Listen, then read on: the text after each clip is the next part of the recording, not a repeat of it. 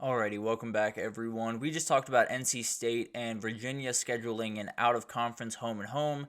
Not something I love by any means, but let's get into the transfer portal and let's talk about this spring portal that has been a little bit wild. Definitely not quite as wild as I anticipated it to be, but there's still some names out there that are definitely big-time names. Now we have some commitments that I want to get to before we jump into all the guys that are still out there, and it starts with the quarterback position. We had two guys that maybe a little bit under the radar, but definitely are big time transfers for both their teams. General Booty has committed to ULM. He is going to be a Warhawk for this upcoming season. A very interesting one because it sounded like Iowa was in on this recruitment for a little bit. Now I don't know how aggressively they were recruiting him, but very interesting if they were recruiting him very hard and he decided to go to ULM. But it's very interesting for a number of reasons, mainly because he's transferring from Oklahoma and he still gets a shot at Texas this upcoming year. ULM starts their year against the Longhorns, so I can bet that General Booty will be ready to roll going into that game. We'll definitely have a little bit extra motivation in that one. And then you have Taquan Roberson. This is someone that started a ton of games for UConn a year ago, was a very, very solid player for them. Not necessarily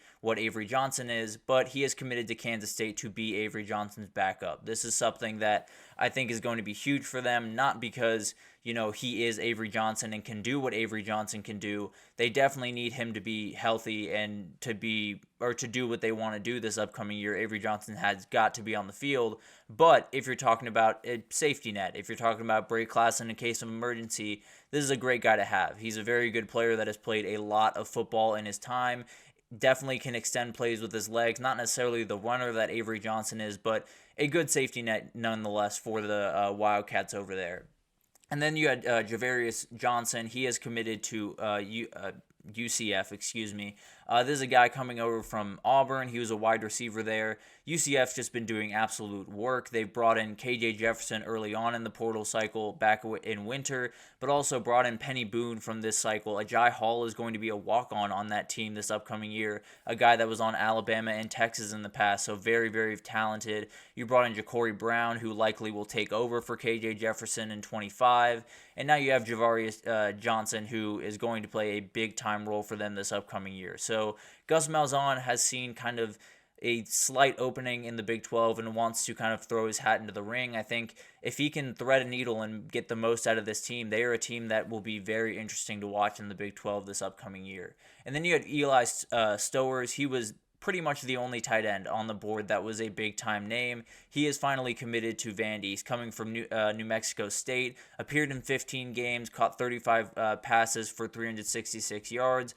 But the very interesting thing about this guy is he also threw passes and he ran the ball because he was a former quarterback. This guy's an elite athlete, so he's very, very interesting person to have where you can put him at Wildcat quarterback and he can throw a couple of passes for you. He went 4 for 8 with 99 yards a year ago, had 108 yards on 22 attempts rushing from that position. So a very, very interesting guy that Vandy might just use in weird ways because you got to get a little bit weird when you're giving up the talent that Vandy is giving up in a lot of these games they play.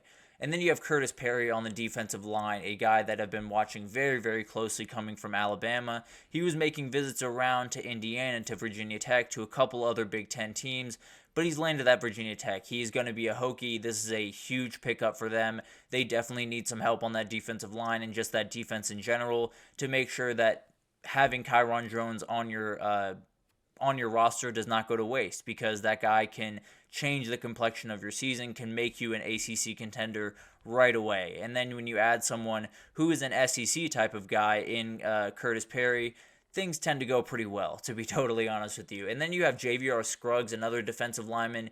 He is committed to LSU, which is music to LSU fans' ears. They absolutely needed a defensive lineman.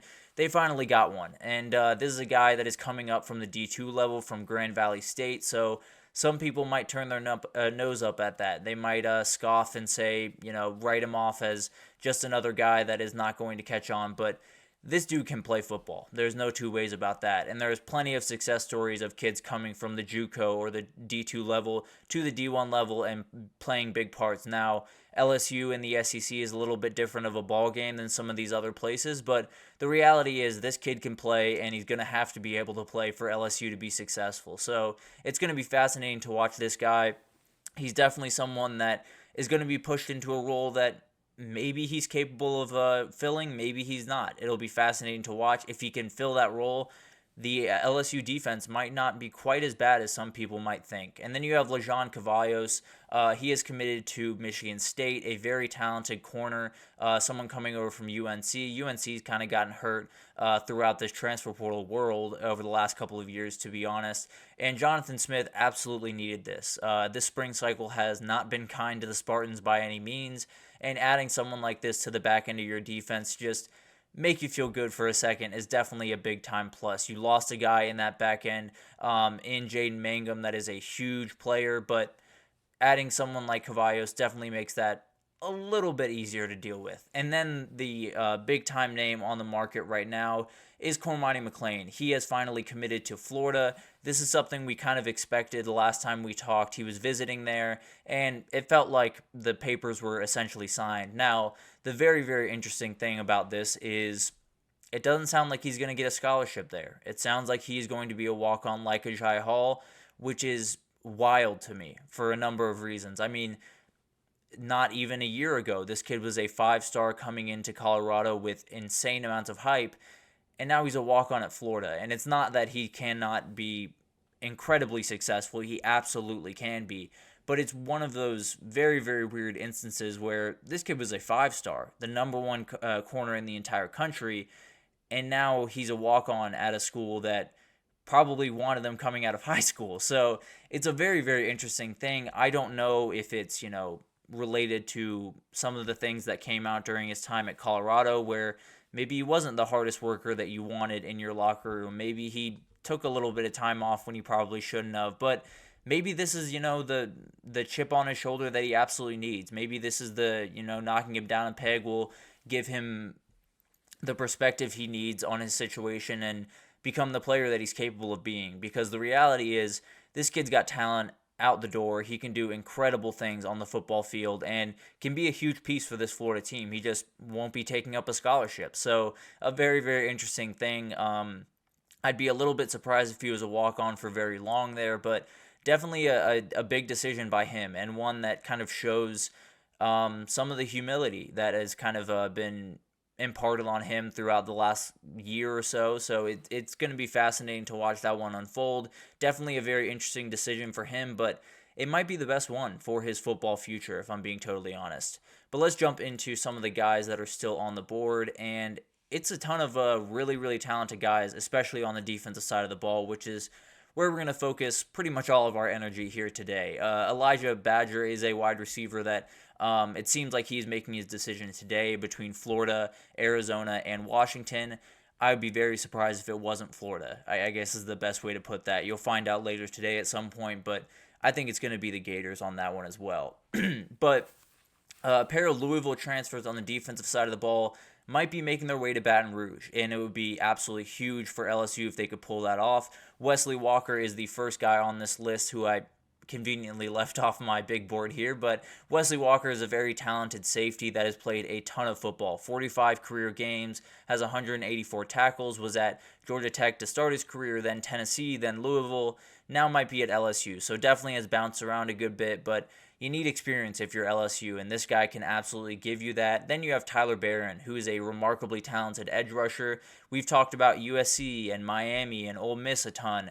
Well, LSU has thrown their hat into the ring, and I think this would be an absolutely massive win for LSU. I think more and more people, including Pete Nakos and Steve Wiltfong, the guys that follow this more than anyone else in the world, I think they're starting to lean more in that LSU direction as well. It's going to be really, really interesting. Now, there is a little bit of a hurdle there where he committed to LSU this winter, if you recall, before going to Louisville, and the problem with that is he has to get released from that paperwork before he can play for LSU. So I'm sure Ole Miss will do that. I'm sure that is not as big of a hurdle to jump over as some might think, but definitely a very interesting thing that if Ole Miss does not release him from that, he might just have to sit on the bench for a year, which would not be what LSU wants by any means. And then you have Khalil Jacobs. He's bouncing around right now. He's visited Auburn, is at Ole Miss right now, canceled 2 visits to Bama and Missouri, but it sounds like he wants to reschedule those. If I'm being totally honest, I think he's not going to get off the campus at Ole Miss. I think Ole Miss is going to try to lock this guy down. I think putting him next to Chris Paul Jr. would just be incredible for them, and I think they'll make it happen today, if I'm being totally honest with you. And then you have Aiden Huntington, a very talented D lineman that is a ULM guy, actually, where General Booty ended up, and he's going to where General Booty came from. Oklahoma sounds like they're very much in on this kid. When you lose someone like Jermaine Lole to Texas the way they did, you definitely need someone to backfill that, and Aiden Huntington would be a great pickup for them. And then you have Thomas Gore, a D lineman to watch, from Miami, played all 13 games for them a year ago. He currently seems to be deciding between Tulane and Georgia Tech, would be a huge player for either of those teams. I lean towards Georgia Tech direction just because they are the power conference. They have that ability, but who knows? Tulane has a lot going for them. John Summerall is a great recruiter, so we'll see what happens there. But as you can see, LSU is making a little bit of a run here. They're starting to kind of put together a little bit of a portal class that maybe won't be the last in the SEC as it is right now, which is not what you want at all. If they can reel in Wesley Walker and Tyler Barron and maybe even Brandon Lane, another guy, a D lineman from Stephen F. Austin that was committed to Michigan State, has now decommitted. If they can bring in some of those guys, it becomes a much better class and changes the complexion of LSU's season pretty much overnight. So we'll watch it very closely over the next little bit. The portal is, closed and no more people can enter, but there's still tons of recruiting going on and some big-time players still out there, including Tyler Barron, probably the top of the list there. But we're going to take our final break here, and when we come back, we're going to talk about a Hot Take Thursday I have about the running back position coming into this year and how it might be in as best of shape as it's been in a number of years. So we'll break that down right after this.